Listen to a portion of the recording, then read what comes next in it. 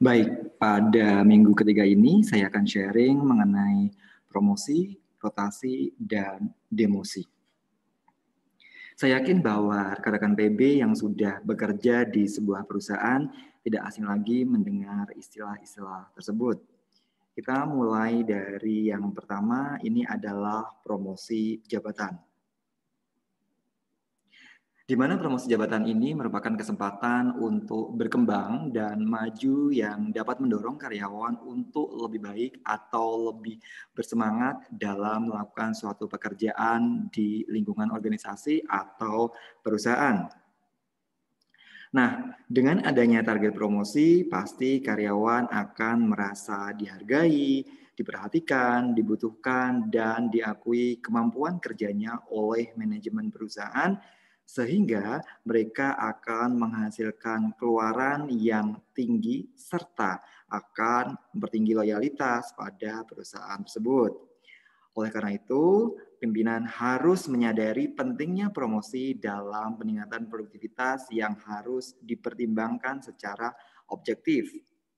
Nah, jika pimpinan telah menyadari dan mempertimbangkan, maka perusahaan akan terhindar dari masalah-masalah yang menghambat peningkatan keluaran dan dapat merugikan perusahaan seperti ketidakpuasan karyawan, adanya keluhan, tidak adanya semangat kerja, maupun menurunnya disiplin kerja.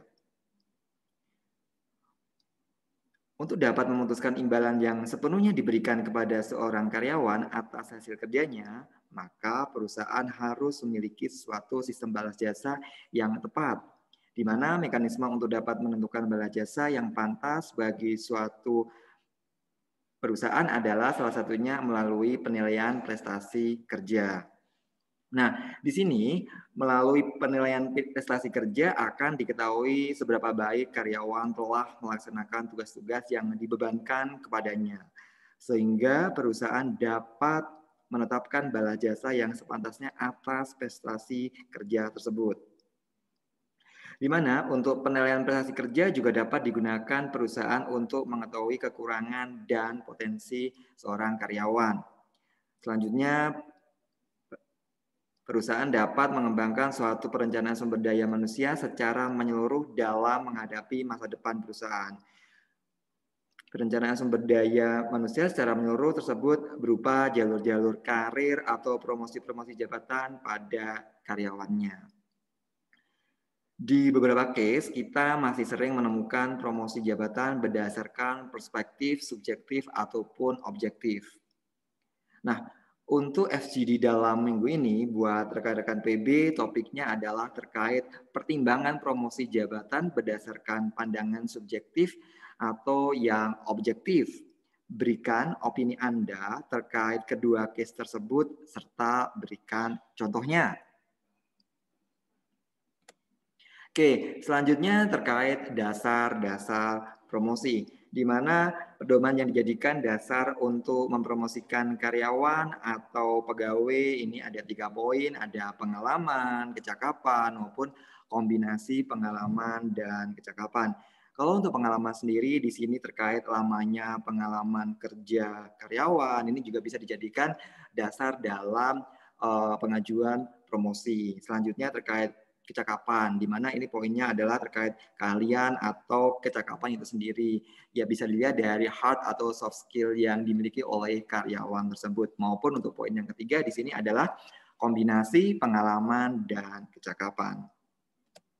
Selanjutnya terkait tujuan promosi jabatan, di sini ada beberapa poin, mulai dari memberikan pengakuan, menimbulkan kepuasan dan kebanggaan pribadi, bisa juga untuk merangsang motivasi kerja, mengembangkan kreativitas karyawan, maupun menempatkan pegawai pada posisi yang tepat. Nah, adapun untuk syarat-syarat promosi, di sini ada lumayan banyak terkait syarat-syaratnya, namun demikian ini kembali lagi ke culture atau segmen dari perusahaan tersebut. Jadi tidak bisa semua perusahaan disamaratakan, tergantung dari saya bilang culture-nya ataupun dari segmennya. Misalnya untuk perusahaan di bidang pendidikan berarti memang lebih mengutamakan ke ranah pendidikan, maupun untuk perusahaan jasa maupun perusahaan di bidang lain, nah itu kembali lagi ke masing-masing segmennya. Di sini ada poin kejujuran, kedisiplinan, prestasi kerja, kerjasama, kecakapan, loyalitas, kepemimpinan, komunikatif maupun pendidikan. Memang di sini tidak bisa semua disamaratakan. Ada yang lulusan S1, S2 maupun S3, tapi karena memang perusahaan tersebut kondisinya bukan mengutamakan pendidikan, makanya pendidikan bisa di nomor sekiankan. Namun memang masih masuk dalam syarat-syarat dalam promosi jabatan itu sendiri. Oke. Selanjutnya terkait rotasi, di mana rotasi ini merupakan perpindahan pekerjaan seseorang dalam suatu organisasi yang memiliki tingkat level yang sama dari posisi pekerjaan sebelum mengalami pindah kerja.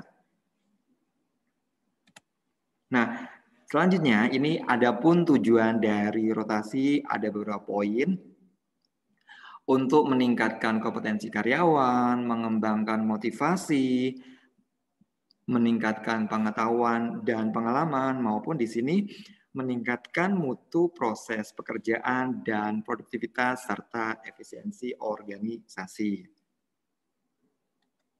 Nah, selanjutnya terkait masalah prosedur rotasi, di mana prosedur rotasi karyawan harus sesuai dengan kemampuan karyawan sehingga berorientasi pada penempatan orang yang tepat pada posisi yang tepat pula.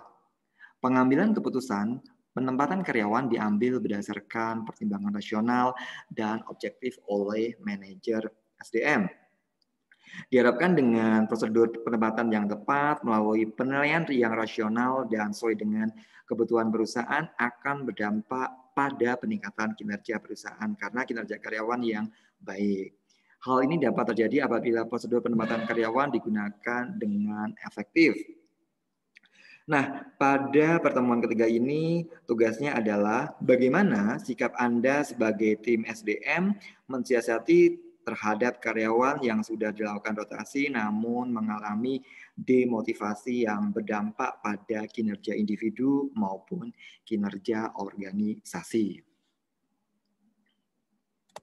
Dan poin terakhir di sini adalah terkait demosi, di mana demosi ini merupakan penurunan jabatan dalam suatu instansi yang biasa dikarenakan oleh berbagai hal. Contohnya adalah terkait keteledoran dalam bekerja, sehingga di sini mengakibatkan kerugian bagi pihak perusahaan maupun dari organisasi itu sendiri.